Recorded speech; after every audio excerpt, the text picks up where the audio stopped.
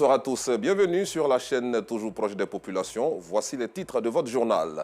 D'abord en Côte d'Ivoire, ouvert le 12 août dernier, le majestueux 5e pont d'Abidjan est devenu un lieu de pèlerinage pour de nombreux Abidjanais et des personnes venues des 4 coins du pays. Reportage dans quelques instants. À l'international, à la veille d'élections à haut risque en RDC, l'ONU lance le retrait anticipé et progressif des casques bleus du pays. Merci pour votre fidélité. Place au carton vert.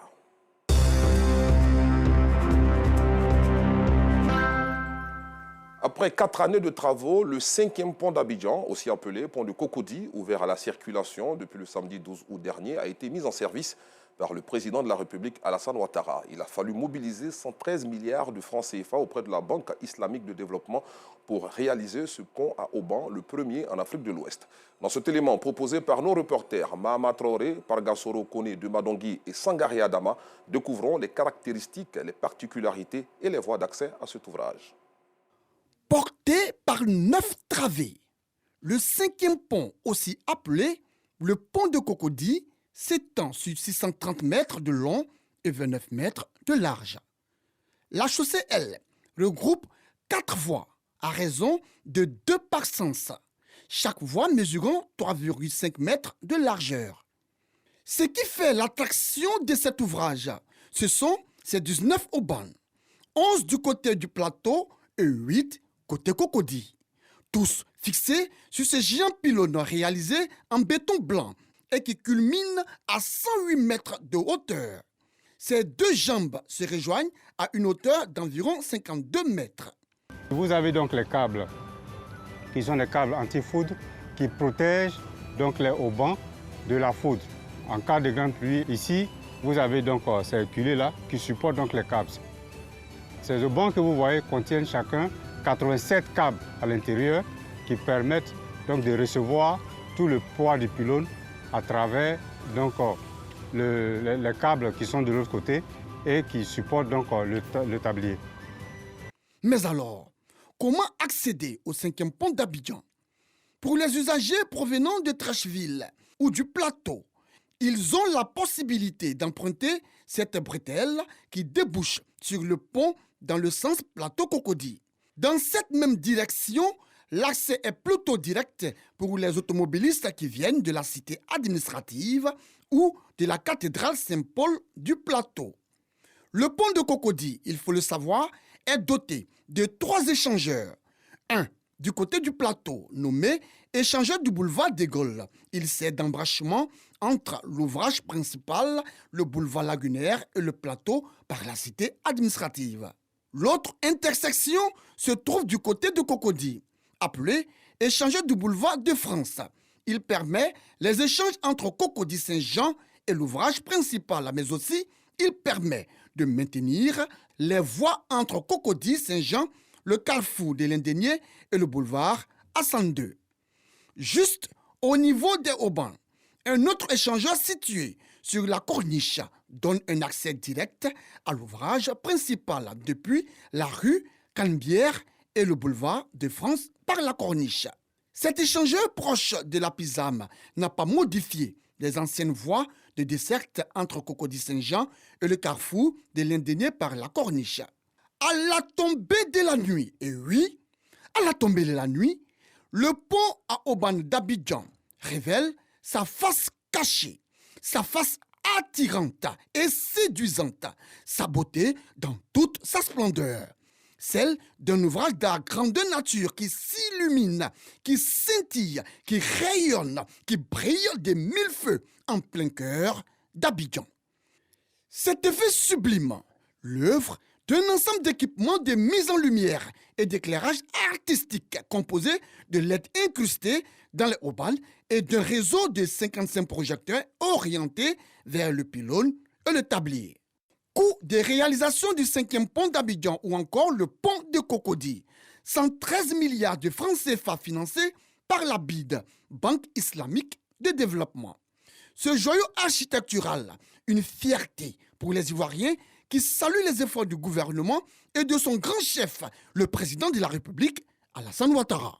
Moi, je pense que ce pont est bienvenu. Non seulement ça va réduire le temps, et puis ça sera encore fiable. Ça va nous aider à... En fait, ça va éviter aussi l'embouteillage. C'est comme ça que je vois. Normalement, on doit avoir un impact économique. Quitte à Crocodile de se rendre au plateau, ça serait très facile. Le temps que tu consommais pour venir dans ton centre de travail, ça va diminuer.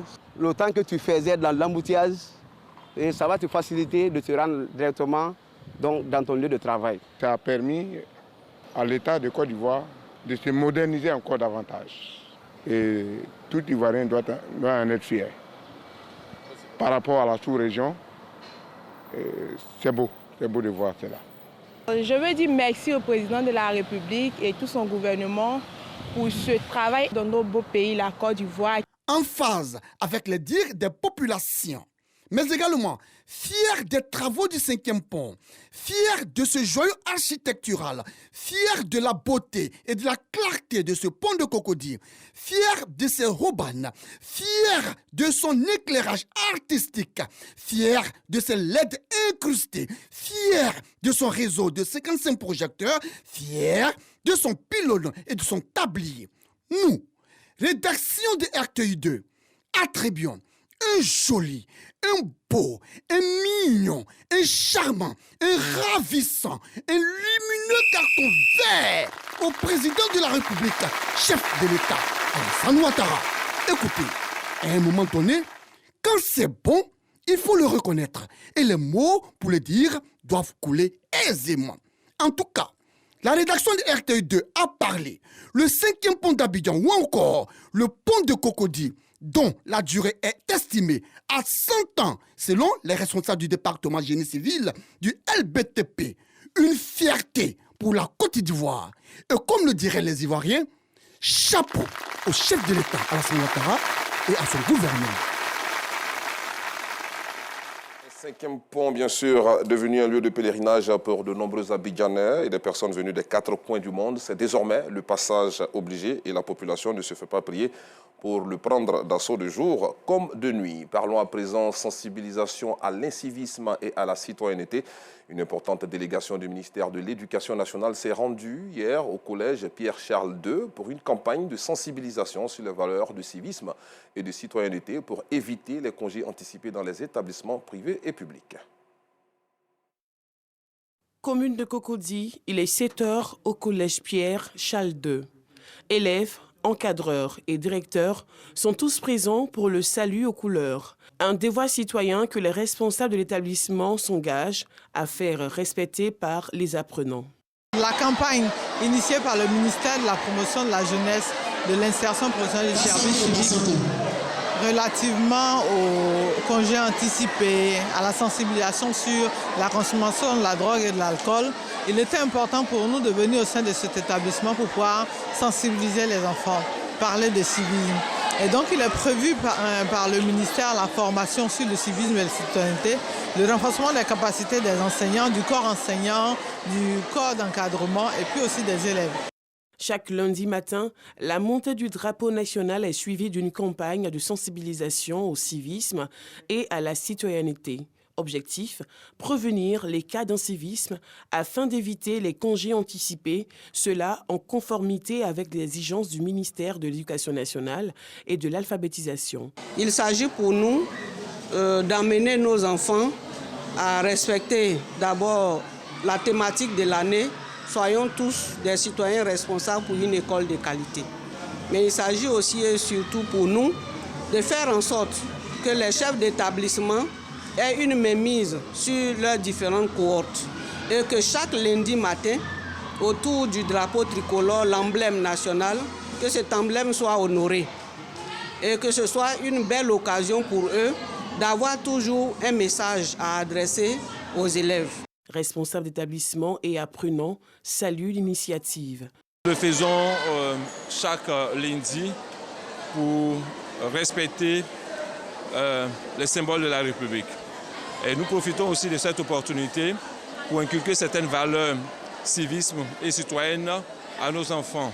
Pour éviter qu'ils anticipent les congés, c'est pourquoi dans notre matrice d'action, dans la planification, nous avons mis des programmes alléchants afin de pouvoir occuper sainement nos enfants. Nous devons prendre nos études au sérieux, nous devons respecter les règles, nous ne devons pas prendre les congés anticipés.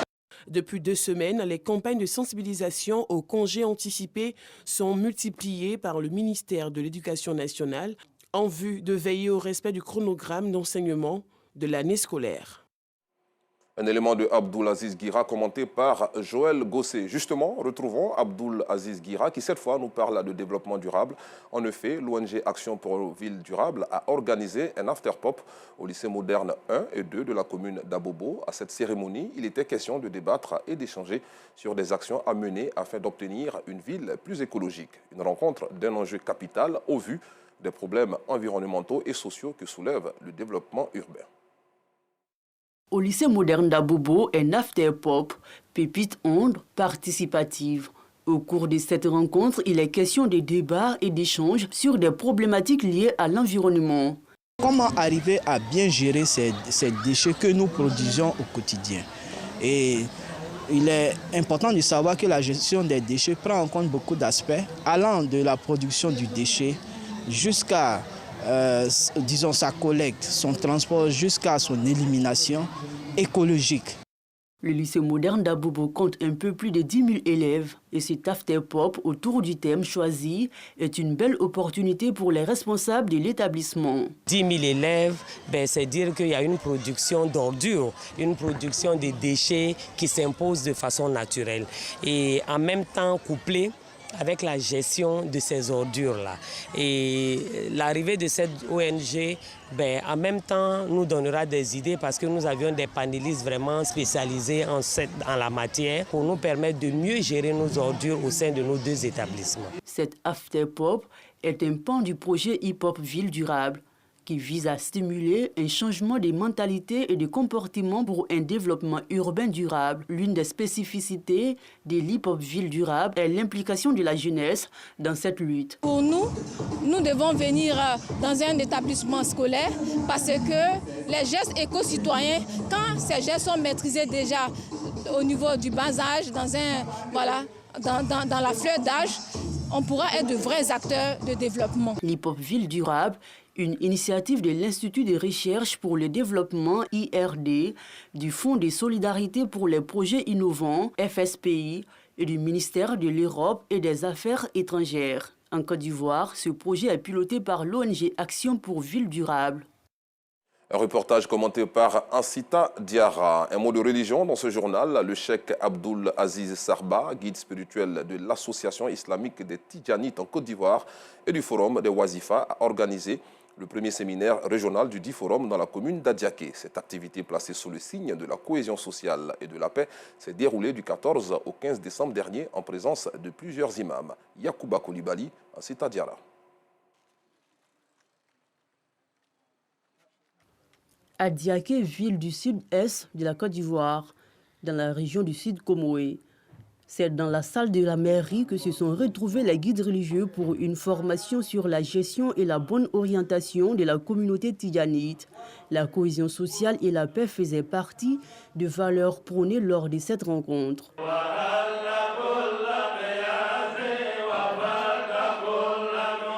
Il est de coutume pour notre association qui est l'association islamique de la Tidjania et le forum des Zaouïas d'organiser plusieurs forums et plusieurs ateliers sur l'éducation spirituelle et pour créer des centres éducatifs.